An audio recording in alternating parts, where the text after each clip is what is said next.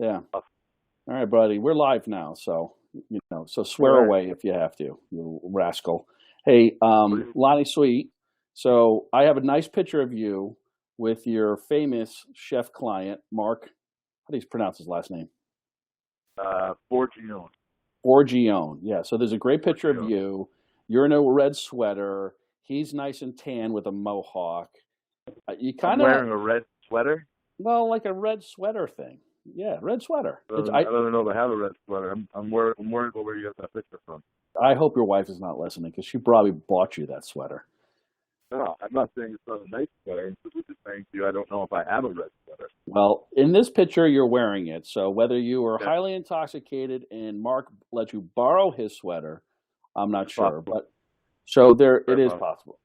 So there's a I have a nice picture of you guys, and then I have a name, your name of the company. I have your Twitter handle at Sweet5151, and then it's the Connect Group. And you guys are based in Manhattan. Did you just move your offices, or did you get the same No, I office? did. Yeah, I just moved over to 36th Street, so I'm on 36th and 8th in one of those WeWork spaces, which is it's been great actually. Awesome. So, all right, Yeah, all right. So, I prepped you still in on this. Manhattan. Yes. God bless you. All right. So, just talk a little bit about. Start off by just telling your story. How where you started off. At UMass, and kind of what was your journey from there? Yeah, I mean, I'll try to make it brief, but yeah, I think when I went to school, I grew up in Massachusetts and was kind of always the kid that worked through high school and took pizzas, and I spent my days at school, my afternoons at football practice, and my nights football teachers, just because, to be totally honest with you, I liked it. So when I went to school, I was lucky enough to fall ass backwards into the sports management program, which was at that time not what it is today at UMass. Today, I think it's one of the best in the country. Back then, it was one of the original ones, but I'm not really sure people knew, what sports management was at the time. Not that I'm that old, but went through the program. I think that I started working probably my sophomore year in terms of trying to get into the industry. And as you know, we obviously met right around that same time. And it was always, for me, just kind of something I enjoyed doing. Right? When I first started out, it was more about doing events. We did this NFL flag stuff, and you entrusted me to try to, well, why the hell you trusted me, but you did, to start trying to open up, new Ys and new NFL flag programs up in the Northeast or Boston from where I was from. I think it kind of gave me the bug a little bit. I really liked being out on football fields, and I really liked putting up homes and working with kids and taking an empty space and creating something. And so, that kind of started the it for me. Went to school. I worked for the Patriots during the season while I was still in college. I worked for the Mullins Center. I still put pizzas. I kind of really wanted to try to get my foot in anywhere I could. I think everybody always says it's not who you know, not what you know, but who you know, which I believe in. But I think it's also what you know once you get there. So I kind of really focused on trying to meet as many people as I could. So did that. I had the opportunity to take an internship at Wolf Associates right afterwards, which was really a good experience. I started working in the tennis space. I ended up running a pro tennis tournament up in Boston. When I was 22 years old, more out of need because they didn't end up hiring anybody above me. And so I did that, and then moved to the Tennis Hall of Fame for a short period of time. And then eventually, I should say step back. When I was running that tennis tournament, what I realized pretty quickly was events are awesome and a huge piece of what's going on, but the only way an event actually ever happens is if somebody sells something for it. So you need the money to produce an event. And so it was that time that I started to realize that I had the gift for gab. I liked people, and I enjoyed trying to put together deals. And I realized that maybe sales was a little bit more appropriate for what I wanted to do, which was make money and build business and, be kind of indispensable. And so after the tennis tournament, I went to the Tennis Hall of Fame. I started selling corporate partnerships. Realized Newport in the winter was not right for me. I had an opportunity to actually take an internship. So it took a step back to move down to New Jersey. Full story. I literally was going down for an interview with a company in Central Jersey. On my way back, I called a guy that I knew through my cousin and said, "Hey, I'm literally about to drive by your office, and he had worked at SFX at the time. Can I come in for an interview? I think this was a Tuesday. He said, yeah, come on, stop by. I went in, just kind of had an honest conversation with him. I got offered an internship on that Thursday, and I started that Monday. So I thankfully lived in a furnished apartment in Newport. I packed up my little Honda Civic without a place to live, and I drove down to New Jersey. My wife, my girlfriend at the time, my wife now, lived down here. She was at home. Stayed with her, stayed at a hotel. I found a place to live, and then, 16 years later, I'm still here. But again, the idea was really to start selling for people. I worked in the talent marketing division over there. Started selling athletes and finding endorsement deals and speaking engagements and appearances, and kind of that really was my foray into the sales side. And it's possible. It was just a matter of getting out there, meeting people, trying to close deals, trying to learn the business. SFX was a pretty entrepreneurial place where I didn't really have a lot of mentors, and there were some guys that I looked up to, and I still do now. But it wasn't very heavily managed. So it was really much more, here's a phone book, here's a client list, go find deals. And I think that was kind of a blessing and a curse. And the blessing was it really forced me to go learn how to sell, especially that I didn't have as much infrastructure to grow underneath people. So, I did that, at SFX for 3.5 years. Got recruited away to a very small company that ended up going belly up months. I ended up landing at ING, spent 3 years over there. Got recruited away again, and then that company that I was with ended up going belly up in about 1.5 years. And then, I guess after 2 of those experiences, I realized I wanted to do this on my own and didn't want to put the fate of my life, my family, in somebody else's hands. So, I started, what was then Connect Sports and Entertainment, which is now the Connect Group, about 8 years ago, actually, next month. And the premise was selling for other people, teams, leagues, agencies, properties, being kind of a resource and using my network kind of on a higher level instead of close deals. Was 3 years into that. Was having some decent success. Wasn't really having a ton of great properties to sell. And I met a guy who was supposed to win this culinary show called Next Iron Chef. His name is Mark Bolfione. And you need an agent, you need a manager. And so I started representing him and started getting into the culinary side of things. Realized it was a pretty big white space, an opportunity for me to take what I learned in sports and start applying it to food. And so I pivoted my whole business about 5 years ago, focused much more in the food space. And that's what I'm doing now, building a full-service agency that's very specific to the food and drink space. So as I've been telling people lately, the sport marketing agency just replaced the word sports and put food and drink in that. So that's what I'm doing now. I represent a handful of chefs. So represent Mark, represent a girl Michelle Bernstein in Miami, chef here in New York, and Johnny Zini, and now starting to work more with brands up and kind of figure out this culinary space. That's it, man. That's me on the soapbox. Well, anytime that you can replace sports and entertainment with food and booze, very, very. You were never an idiot there, sweet man. My waistline. So, think about this for a second. What did you learn from working? And it seems like a lot of the places you've been, certainly like SFX and IMG, a little bit more corporate structure, but at the same time very entrepreneurial. How did the skills that you learned there just kind of transfer over being an entrepreneur yourself? It's funny. It's a good question. I don't know if I've ever been asked that. I think you learn some things that you're good at, some things you're not good at. As a kid growing up in this space, it's really hard to kind of step back and look at your career from a macro level. You're so, at least I was so focused on the day-to-day and closing deals. And listen, I've always been fearful of not succeeding, right? So in an environment like that, it's super easy to kind of come to that, which is good, right? That's what's broken. That's what, forced me to get there first in the morning and leave last at night. Was I didn't want to fail, right? I just wanted to close deals, and that was my objective. I think when you're in an environment like that, and SFX was very different than IMG because at the time it was going through acquisition, right? And so when I technically started at SFX, we're still in the ISI office. They just acquired, the ISI name was still in the door.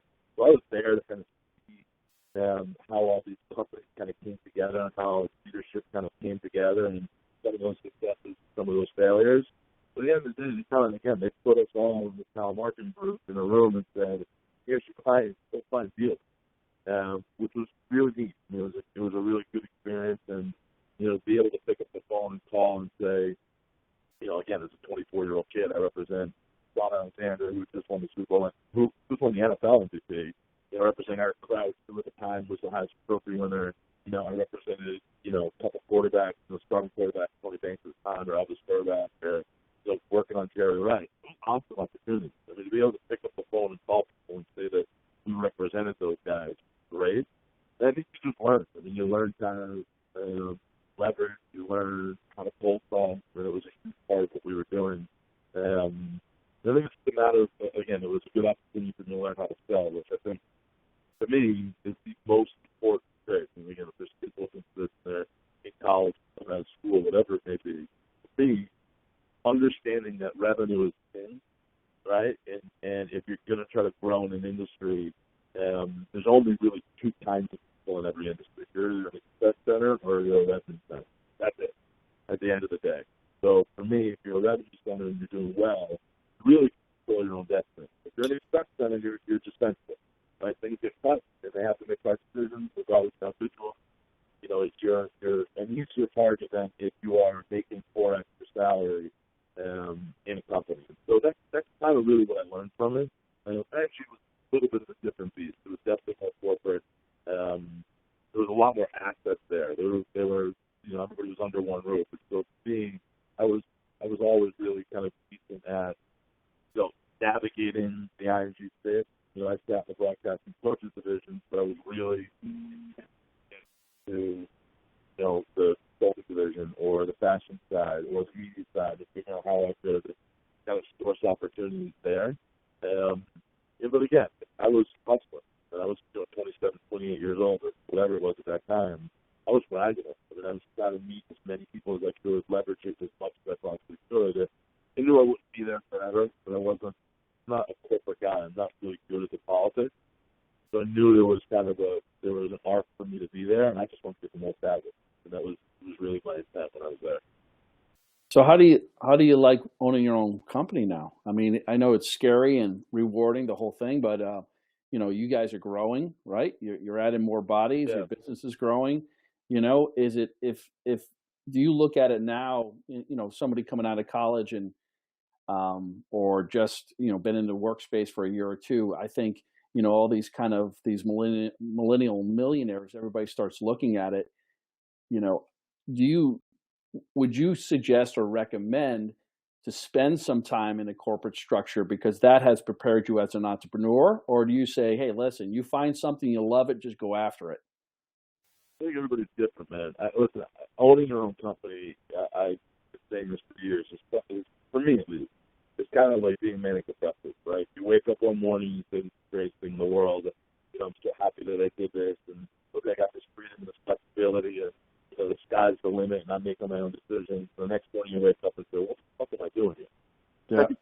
It's the 15th, Right. and nobody's just sent me a paycheck, right? And I got to go hunt for this money, and I'm looking at my 2 kids and my wife and my mortgage, and how am I all going to make this work? And you wake up the next morning, and you're like, oh, fresh day, let's go out and do this. So I think it really depends on the personality. I don't think everybody should own their own business. I don't think it's for everybody. I think you need a certain stomach for it. And I think you need to really be able, you have to be risk tolerant, right? If you're a risk averse person, it doesn't make sense to own your own company unless it's okay for you to lose, right? So Right. for me, again, it goes back to that fear of failure. I'm not willing to lose. I don't have the ability to. So it's just a matter of putting your big boy pants on every day and waking up and still here early in the morning. I'm not leaving as late as I used to, but I'm still working at night when I get home. There's a lot more on the table, a lot more risk. I think there is something to be said about working inside a structure. I mean, if it's from a sport perspective, I always thought working in a minor league baseball team was one of the smartest things you could do. You get your hands on everything, right? You're pulling tarps, selling sponsors, selling tickets, you're looking at different structures, doing promotions, you're involved in advertising. A place where you can really learn everything and figure out what you love to do. It's really important. I love the stuff. I love talking to people. I love relationships. I don't love the accounting stuff, right? So, Right. if you had to put me in a sports accounting job or a connor, I'd lose my mind. So I think it's super important to figure out what you like and what you think that you're good at or what you want to become great at. To figure out where that is and how it is and kind of evolve that space. One of the only ways of doing that is time to do it. But yeah, everybody's different. Everybody's experience is different. But some You said, people want to do it on my own. And that's great. That wasn't for me. But I think there's a lot of value to be able to work in a bigger environment, build relationships, and learn from other people. you said something before that I just I wanted to talk about, and it's perfect because self-awareness is something that I think you get later on in life as you go through. You fail, you survive. Yeah. You have some wins, and you get to know what you're good at, and you get to know what you suck at. And I will tell you, Robbie, that's the one thing over the last 2 years. And when I went through the Super Bowl a couple of years ago, what you just said is the one thing that I'm trying to work on every single day. And it's not easy. It's an ego check to realize what you're not good at, right? Yeah. I think it's the hardest thing in the world for successful people to realize, or people that have some type of ego or desire. It's to realize, the most important thing is to realize what you're not good at. And if you're going to be a leader and you're going to run a company, find out people that are better at what you're not good at and let them do it. Right? And that's hard. And it's not an easy thing to do. It's hard for me, at least. I mean, I'm aware of it now. But I can tell you right now, 10 years ago, I never would have thought that. I was a bull in a china shop. Like, give me something to do and I'll fucking figure it out. And it's just, I think at this point, to your point, what you just said, as you get older, you become aware of it. You realize there are ways to accomplish the same thing. I was playing a game the other night. I was playing this power game outside the other night, and I said to the guy next to me because we were playing a pretty heated match, and I said, I keep saying Kate Manning to myself. And what I meant by that was, it's okay to win the Super Bowl throwing 141 yards. That's okay. Right? The objective was to win the Super Bowl, right? Which he just did. He didn't have to throw 350 yards. He threw 141 yards during that game. He didn't need to win the end. He was walking out in front of, with a Super Bowl ring, right? That takes time. 39 years old. It takes time to figure that out. More importantly, be okay with that, right? Let his ego aside and say, this is the game. I'm not the guy that I used to be. There's other ways to win this. And then that comes with maturity, for sure. Oh, without a doubt. And it is the hardest thing, especially when you work inside a corporate culture, or when you're working in a very, when you're working with a lot of A-type personality people in a very progressive and competitive environment. Everybody wants to win. And when you want to win, you think you're the smartest person there. You think you're the hardest person there. You think everybody around you is an idiot. And I tell people sometimes when I see, when I have young employees that come out, and the first thing I tell them, if I see that in them, I say, don't think everybody is stupid. Don't think you're the smartest person in the room, because I've been around a lot of very smart people and they said nothing, although they said very eloquent things. At the end of the day, they said nothing, and so they spend so much time trying to prove how smart they are, and how many times I got to hear where they went to college. And I mean, right.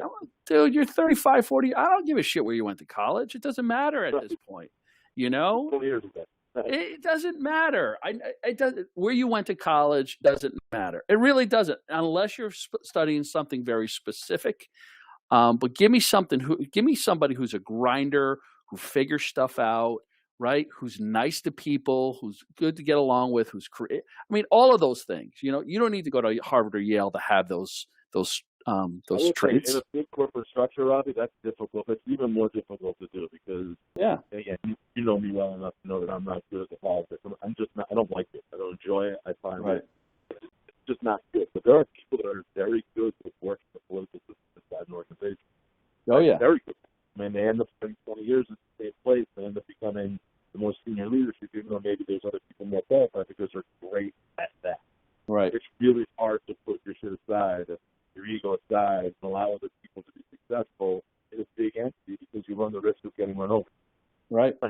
Or getting a step above, or somebody being a little bit more aggressive. So, yeah, I mean, that's a challenge, right, to figure out how to be super aggressive, right, but at the same time allow other people to succeed around you. It's hard to do in a big company. It's just hard. Not that it's impossible because people do it every day. It's more difficult. For me, it's easier because it's my company, right? I can, if other people are successful around me, it makes my company stronger and better. But again, even that part, it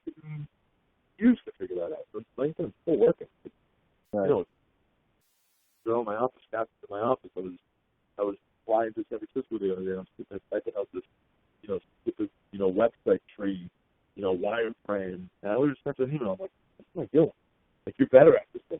You could just please do this. Like, this is, I don't know why I'm sitting here struggling over trying to do something that I know you can do much easier than me. That was hard. I mean, it was not easy for me to do that. But again, I think it comes a little bit from maturity, understanding, being more self-aware. Maybe some people have that in their 20s. Most people don't. I know I did. Right. Well, look at you now, mister. You're out there cutting up sirloin steak and pouring drinks in high-end spots, buddy. Yeah, I'm working behind the bars, so. I'm on the wrong side of the counter there still. Well, I tell you, man, I'm proud of you, buddy, and I love you in that red sweater. It brings out your eyes. Thank you. I appreciate it. Yeah. Here's the one thing I'll say, and if kids are listening to this, because it is, for me, learning how to sell, whether it's something you're comfortable with or want to do or don't want to do, it doesn't really matter. Everybody sells as part of their life. Everybody. Whether it's to your wife or to your friends or to your kids or to whatever it may be, that trait and being comfortable selling or comfortable asking for something and understanding that process is critical. It's absolutely critical. And I really, again, for me, when I look back at math, the best class I ever took was that Hagen Super class. And it was the sales, and that's where sales instead of execution.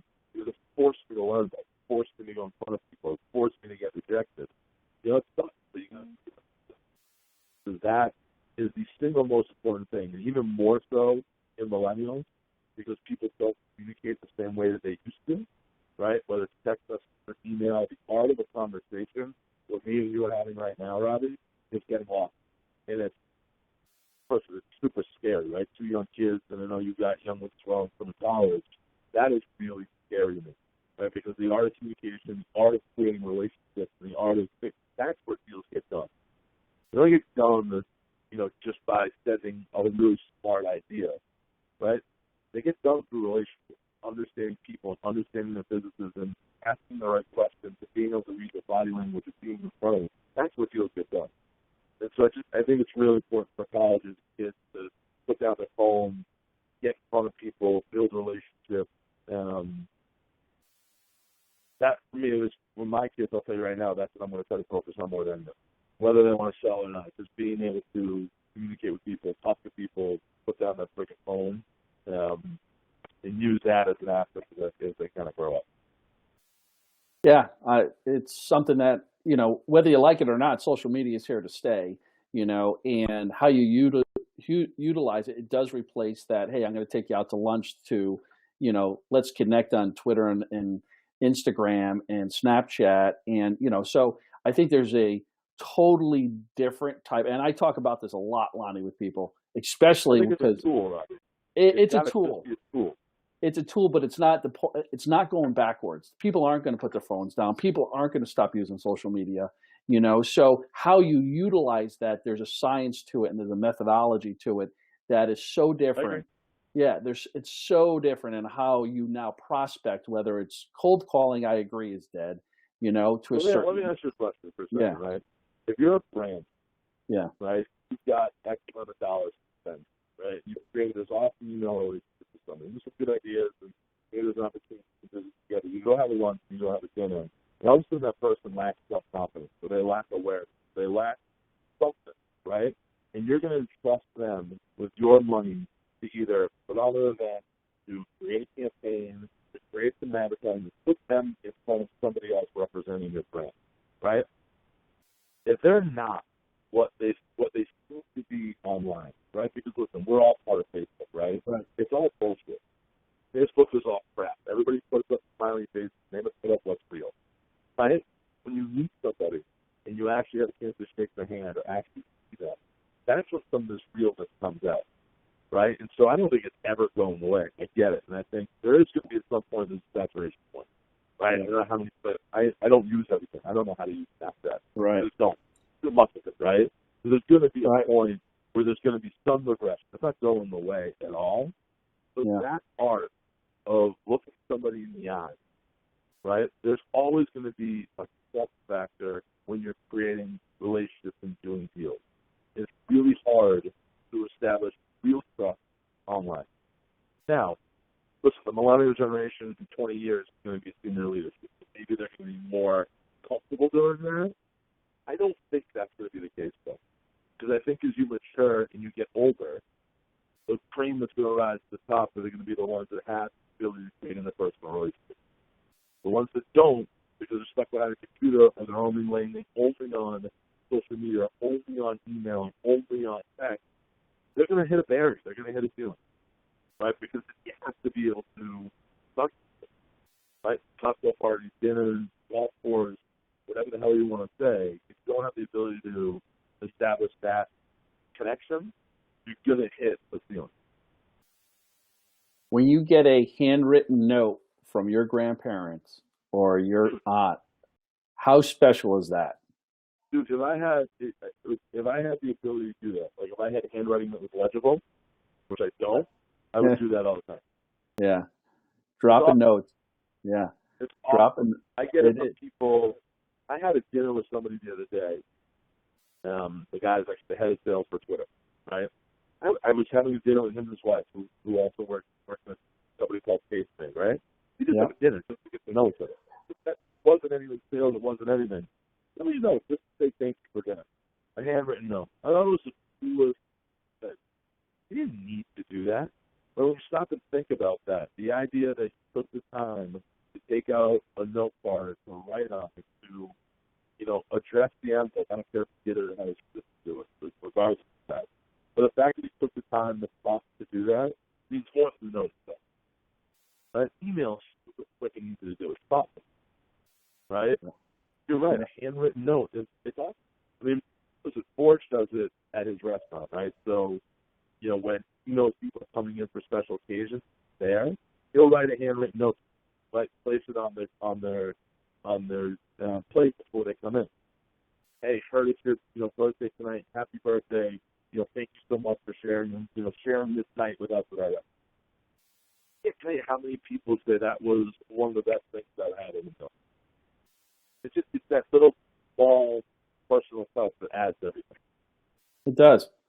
It does. And the more businesses that remember, it's not about anything else but the customer, right? It's the first, or the client. It's the number one thing, besides, listen, take away cash flow and revenue, and that's top line, but that's all we have, the product, and if you're in a service business like us, it is the customer, the client, and those special things go so far. Disney's made up, a multi-billion-dollar business out of those little things, and so I agree. But listen to us, we're like the two grouchy old men now. We are. Listen, we're both in the emotion business, so the truth is, sports and food are the same thing. They're emotion business, right? You go into a game because you want to get excited about something, right? Really, that's why people go to games. So I don't know if I said it to you, I say it to everybody, right? For me, when I walk into a ballpark, any baseball field, and I see the grass for the first time, it's like I'm 10 years old with my dad again. I can feel it. I can smell what Fenway Park looks like. It smells like. I know what it looks like. It's like it was yesterday. That's what emotion is all about. That's what's so great about sports marketing. That, for me, is what's so great about this food and drink marketing, because it's the same thing, right? If I smell a banana bread or I smell something that my mother used to make, it puts you back in the same emotional state. Selling is not that different, right? A good salesperson knows who the hell they're talking to, or a good brand manager or a good partner knows who they're talking to, knows their brand. It's about emotion. How do you connect with people on an emotional level? Because that's where decisions are made. That's where impactful relationships are built. That's where things are purchased. It's at that emotional level. And that's my fear about social media. It's very easy to strip out that emotional component and either be misguided, meaning you're not always communicating what you want to be communicating. And that's where I think this next generation really, I hope, is focusing more on that, being more self-aware of that. Awesome. Well said, buddy. Well said, Professor. Sweet. That was great. Listen, thanks for trying this. This is a 2.0 version for you and I, so I think we got it right this time. So, Lonny, tell it. So, By the way, So that's never going to happen again. So if that tape this now, I'm done. no, I'm like old school. yeah, On his when he just debated and he said, "What is this? I don't even know what just happened." yeah. You're like Rodney Dangerfield. You just left out all the gory parts about paying off union and cops and all that other stuff that you do. It's Yeah, all part of the process. that's all part of the process. So the Connect group, Lonnie Sweet, at Sweet5151. Follow him on Twitter. Um, Lonnie, what email if anybody want to reach out to you? Yeah, just go to the website. It's connectgrp.com. Yeah, the Connect. It's up on. They should be staring at it along with me. So, hey, buddy, listen. Thanks for everything. I'll see you next time in the city, and all the best of luck to you. I want a handwritten note next time I go to Mark's restaurant, You gotta lie and tell people it's your birthday or your anniversary or something. oh my God, So, I'm pouring it on anything I can do, and just get the guy with the red sweater out of there. all right, dude. Much All love, right, man. brother. I love you, man. I'll talk to you. Thanks. All right, buddy.